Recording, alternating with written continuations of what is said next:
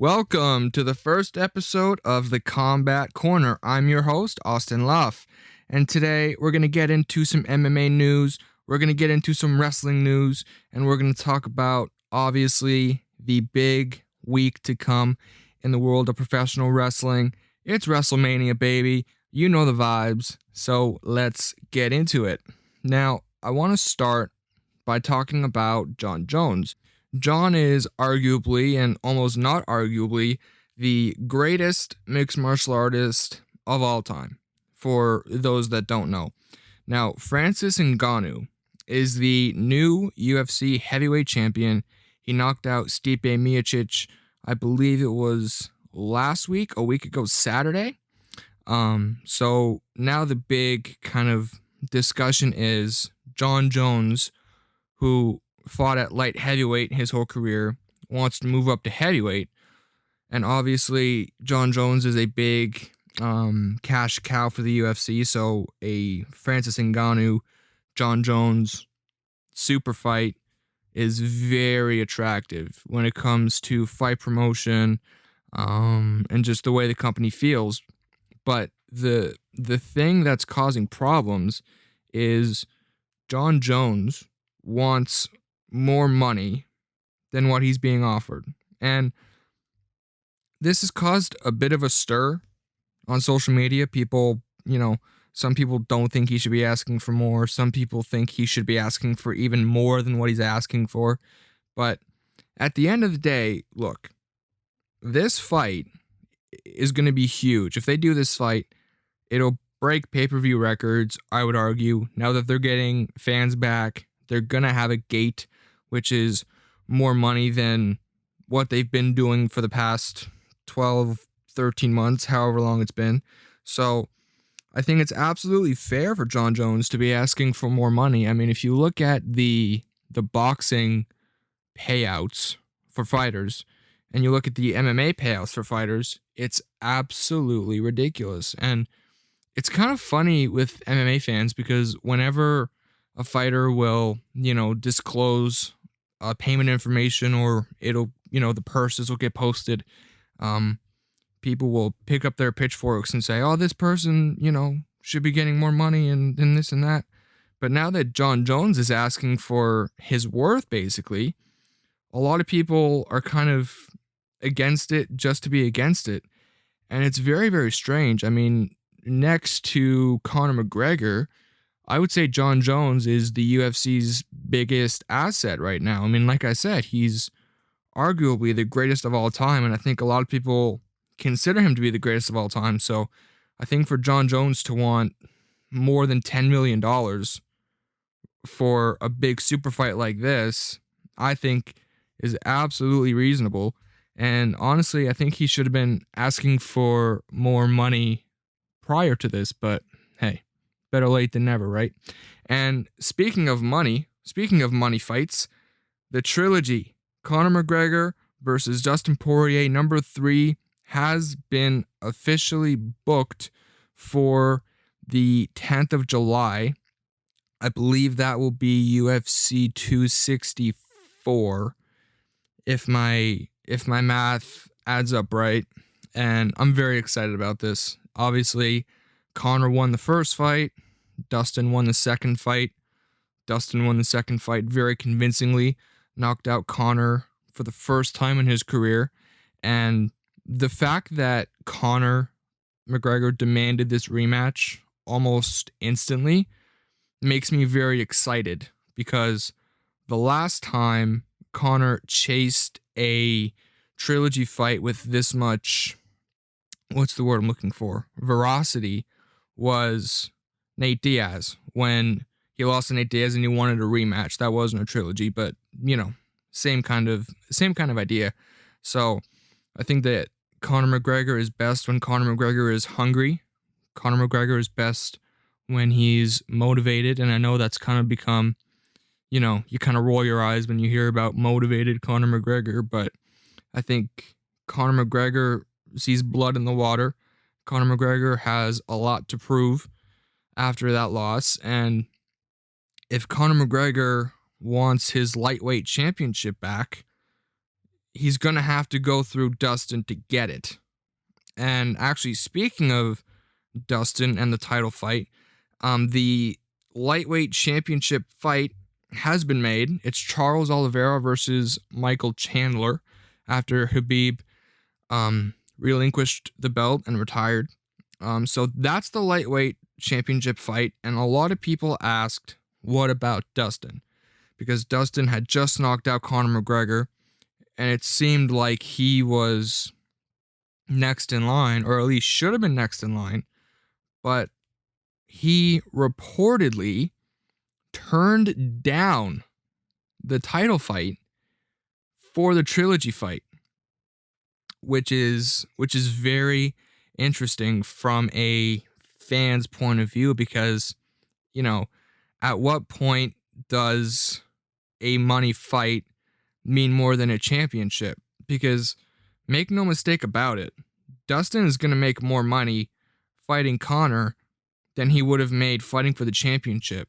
So it's kind of it kind of sets a bit of an unfortunate precedent, which we've seen before, where the rubber fight or a blood fight, a rivalry fight, has been more sought after than a championship. But make no mistake, like I said, if Dustin beats Conor, or if Conor beats Dustin, you have to assume that the winner of that fight will face the winner of Oliveira versus Michael Chandler.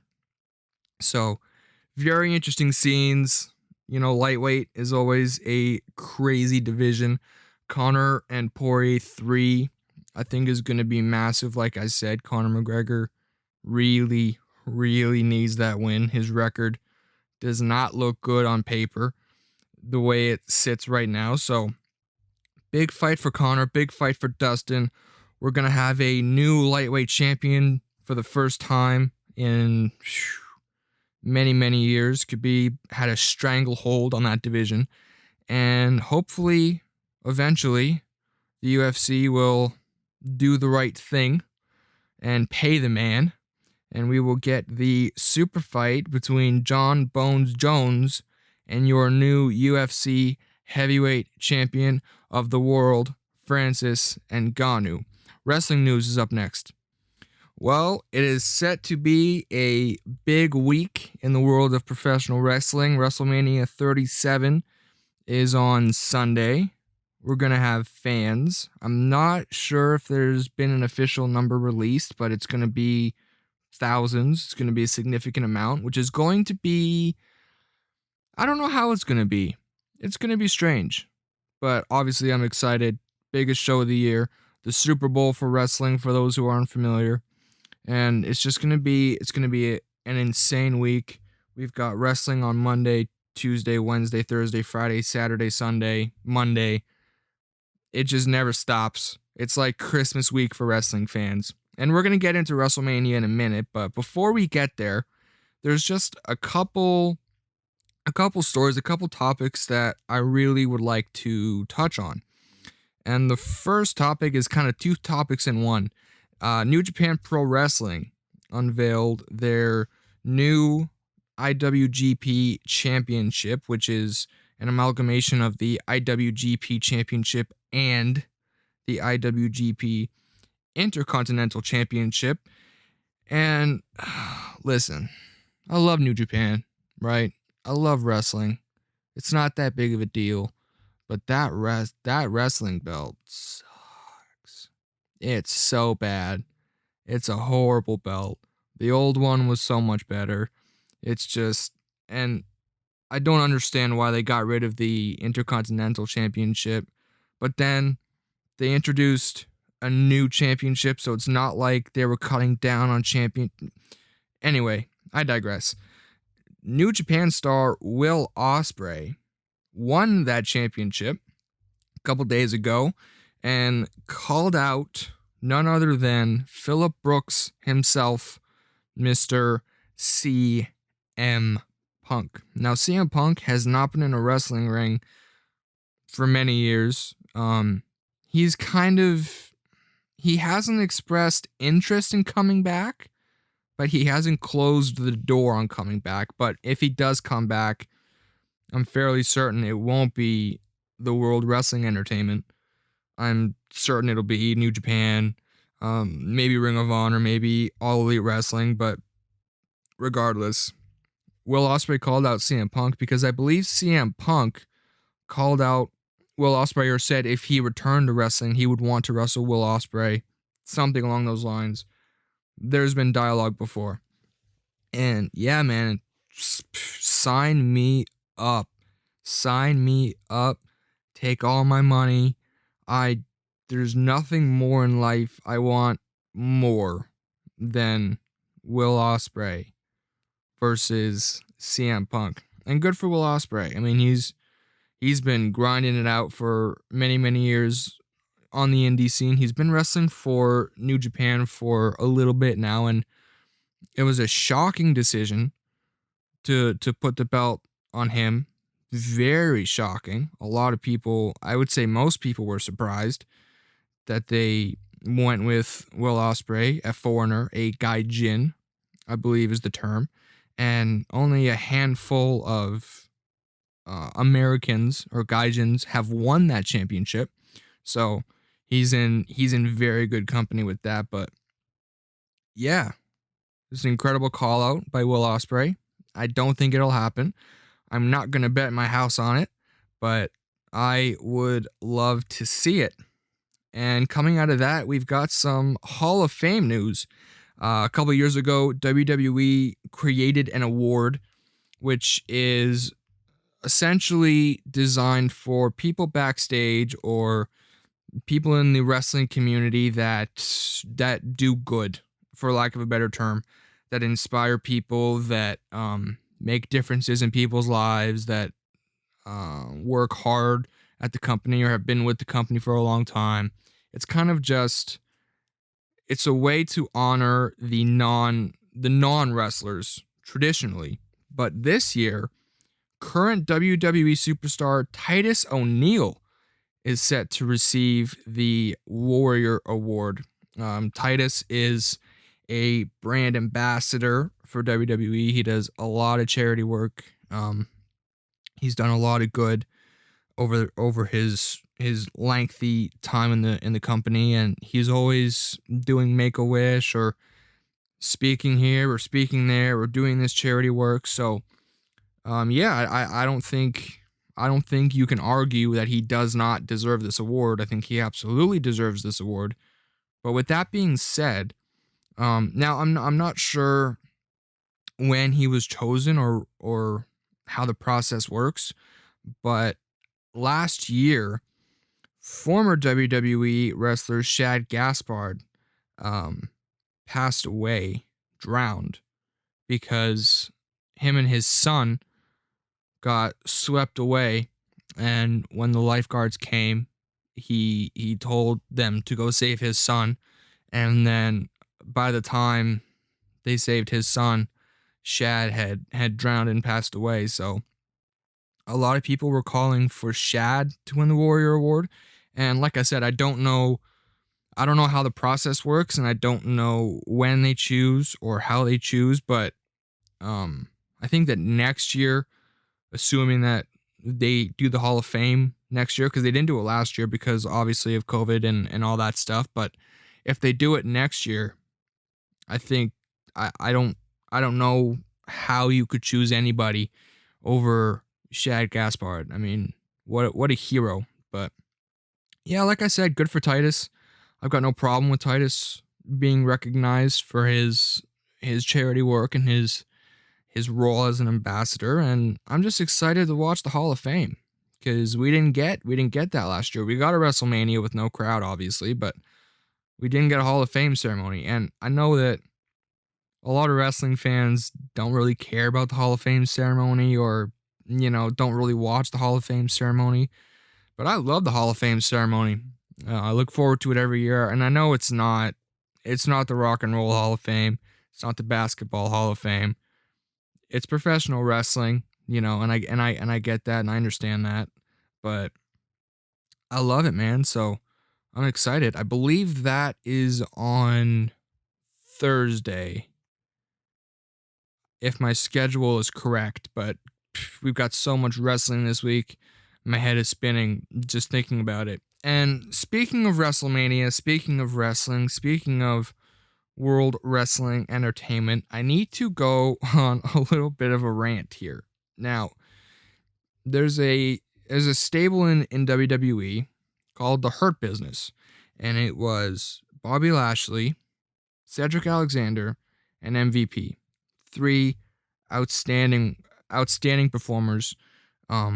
Three performers that were not doing anything prior to the faction being formed, and Bobby is the world champion right now. He's going to be defending that, I believe, in the main event of one of the nights of WrestleMania. I believe he's main eventing. And it was going really well. The fans were getting behind it. They were the best part of the weekly programming. And WWE went and broke them up. Split up the faction right when it was starting to get hot. That was it. They got tired of the play toy, so they threw it back in the bin. I think this is shameful. I think this is very shameful.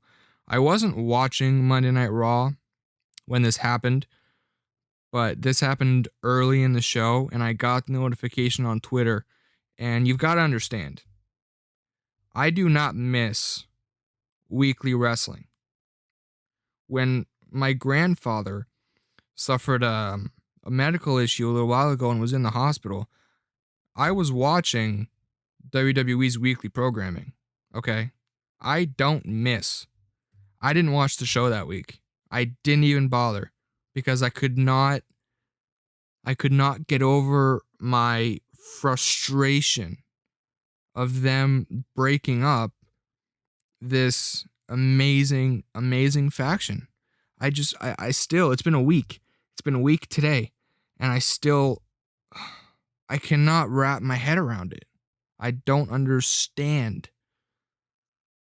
I've been a wrestling fan since I was about 5 years old, and being a wrestling fan is amazing. It's so much fun, but it can also be very painful and frustrating, and this is one of those times where it's very painful and very frustrating. But that's in the past.